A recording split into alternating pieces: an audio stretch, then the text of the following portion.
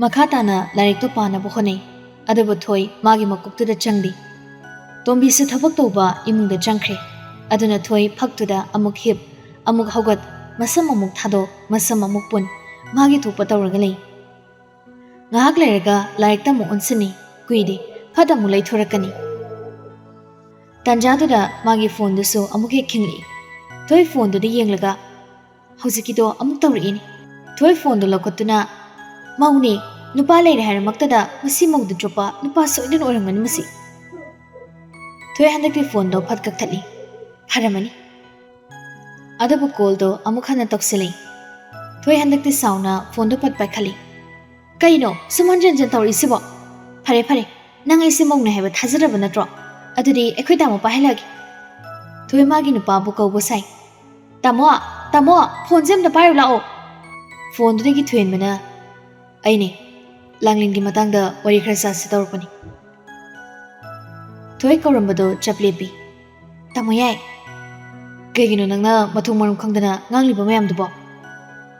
Aidi miya to pana kharak pa maluri. Workshop how the tolo. Kaya ngamo egg. Ngam the bear. Ay lari pari. Ngahakak ni. Ngahak to yariba. Tolok the bear. Kagino, kay hiningi, phone da dum hiro. Phone the son of bear. Yadri to, I tame. Wado haraga toy, phone the patkai. Aibamana chatu haraga chapa, lipo haraga lipa me dona. Som the twin maso, twiggy mato to the sounding na, phone do, Hanjan toxili. Hanjan gataradana, Masidina, block pot of senge. Toy tawina, twin begin number do, block toxili. Som the twin ba, sound my hori. Ay, block at Hamzilane. Mashiang Sinwine. Twin Mamana Hogolakpada, Majanupi Langlin so, Hogolam the Nathini. Langlin twin Bubada Tamayai, Kaita Chatuino. Twin Mamachanupida, Muna Yingli, Aduga, Magi Garido Todutuna, Mutioyi, Yumtam Nalai. Sumangtam Nagarido, Tozilakuna Kami. Twin among on the Lariba, Pibamdo, Twin Missouri.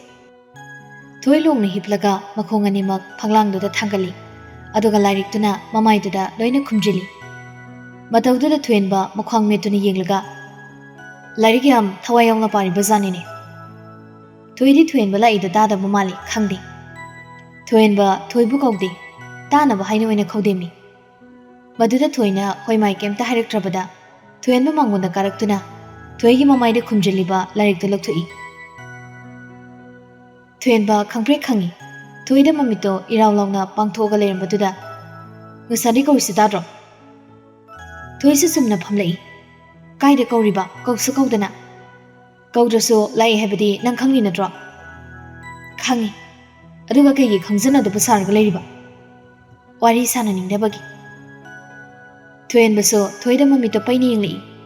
Leramo ay manung dagi moral lauruge. Wado haraga toy mung da janki. Tuyen baso mangon da makhang melaga liep tuna lay. Manung dagi morama putorak tuna piri. Sida phamo. Tuyen baso kashwai da morado lag tuna phami.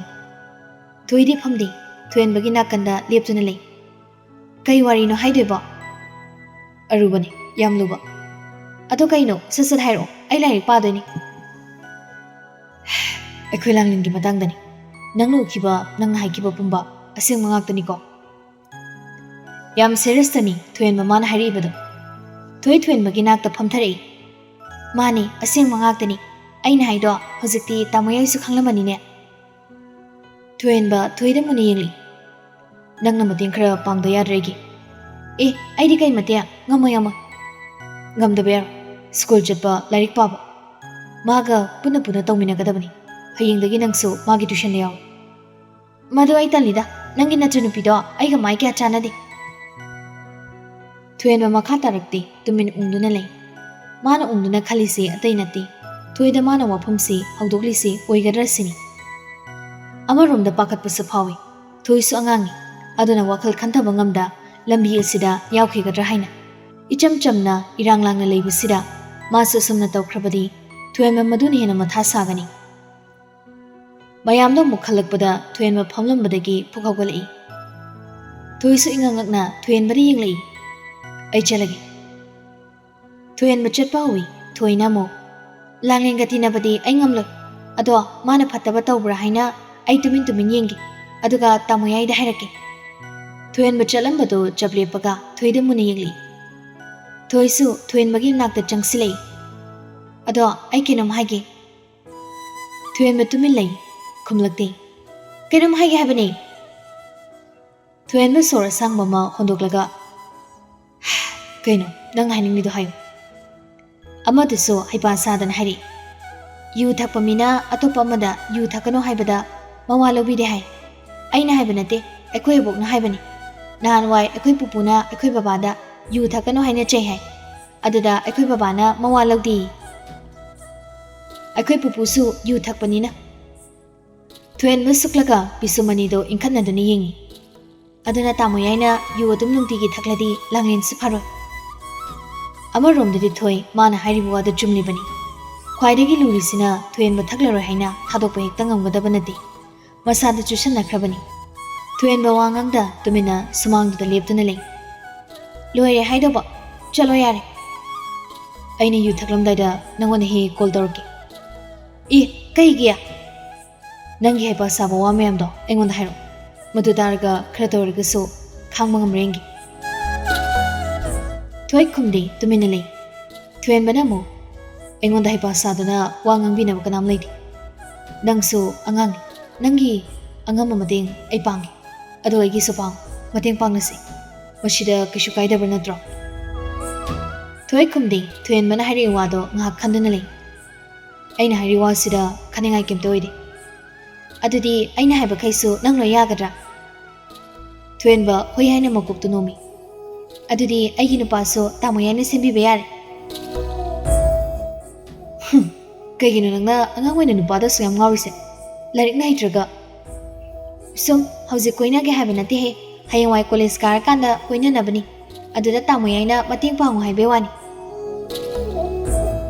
thoyen ba khumde thoida munna mamituna yengtuna lei tamoyai gi so aina sembini da kaimta khalun nakutta thilo apamado tamoyaina haiba ngamdusune ai adum haibige ai apamu nupidi mingonda khudang tawduna hayalo isana dum haigani hoine aduni nupa thupa haise ado yaraktradi kamdawba yaraktrena namnana fargalum ha asingbugiya sathiye thoino winong tawduna aisu kangleina phakradi nugai dawni thoyen mamagi bullet to start kananga khali thoidu ikang khangi thoyen bada yengai thoyen basuma khatana kashu hairamdana gari do thawduktuna chakre thoisu nofet mangol aduda karaktuna phaktuda mu phamkre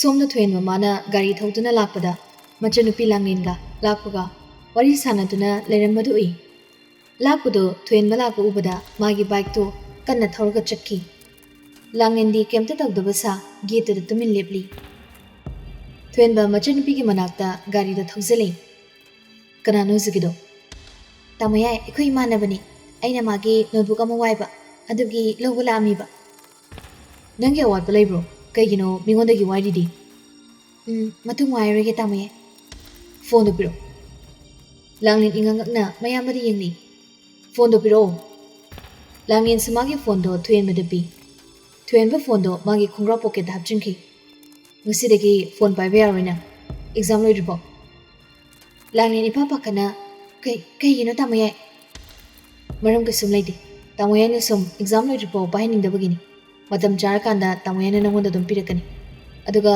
nangna lari ki phone da yinging bolersne tamoyai gi phone dum yeng langlen khumde magi tamoyai ne hariba wasi ma iya yanindi law geta koina lepano chango wado haram laga thoyen ba gari thousand khri langlen karigino khangda masado isaw sawningi numidangi matamdo langlen lari pa ba jangda magi roomda hangananda chattuna le mana tawriba thabak khudingmak phone da loina paw phaunariba ngaktani langlen masado lefum chafum khangdi makhada kumthari mama leimado tv yengduna lermi langlen mama gi manakta changsilaga Imagi phone dom ta piro. Laima majanupida haifet ngakna yingli. Mamagi manakta pakna changdi. Mama da supa kaudi. Anambana magi room da dum laibani. Yum mama da lairabasu mama maja pakuna gi phangdi. Nangi phone du di. Tamoyaina paikre imagi du piro aithu na pirake. Tanja sira tuen bathugli. Langlen kaigi phone no kedoge haino. Langlen do ikhang khangna tamoyai phone kedoge haino. Imanabida phone toge tawbani. Laimana kaigino ibungo nangna ngangi phone pai silibadi. Tuen mama da hanna yinglakte. Langlen masado laiba yaraktrabani. Tuen mamagi phone do langlen na pire. Se nangna tawningudo sidagi tawru. Ado nangna hainingba wari saba aigi mangda saw. Tamoyai aigi phone do piyo. Kaigi tamoyai na aigi phone do loksilino. Tamoyai na aibu thazadabra. Hoi, ai nang thazadi lang adugini. Tamoyai. Macha singna tawnariba mawngduda laima ngakna yingi. Machin manaw se asumna mukta tawdabani. Langlen samagi matam yorokpana masado khoirang khoisawnari. Tamoyai na aigi phone pai sandoidi ai ngasi lagi like sungpa par. Exam khuding loina fail oingani. Langlen. Ibungo agangi phone do pai salaga nang kaidoge habano. Kokpi khoyadro. Tuenba mamit ira chena mama di yingli. Aduga magi pocket dagi syringe guli hidang na chingmo lakthori. Sikaino Langlen. Sinangi room dagi aina phongbani. Langlen khumdi tuminali. Laima yam ngakna tuenbana pairiba dudi yingi. Aduga machanupi dam yingi. Laima masapu matu chungi. Machanupi na oiramiba mawngsida. Langlen tuenbagi mukhutagi pochai du laktuna phat mathak nomda jengkhatki. Laima machanupi bu thuna tanaki. Langlen! Langlen! Ngai ko Langlen! Tuenba mamit ushinduna khangi. Khang mangamda masado laima ida phamthari. Somda Langlen room do thonglon sankri. Laima machanupi gi thong du thili. Thong hango haiduna. Adobu Langlen mana thong do sungang hanglakidri. Laima ngasidi masa pumbado karino matawri.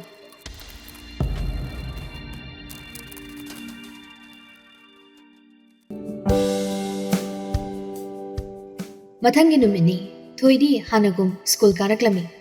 Bus dagi he kumthabaga hanagum kanglegi matungda Julie makoyani inari. Kangleisu madu khangi. Thoi. Kaurakpagi khonjel duda thoisu mamaida fatlei thoktani yengli.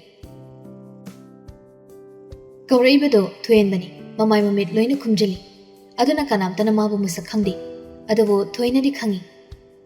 Thoina Julie da onsilaga Julia nang changamo. Kanano sibo? Eko iyamba maneba nang changamo. Hoi. Julie suzatki. Thoisu thoyenbagi manakta changli. Kanglei thoida haifedi yenglami aduga masu sangkri. Thoyenbagi manakta changsalaga Langlen changkrabo.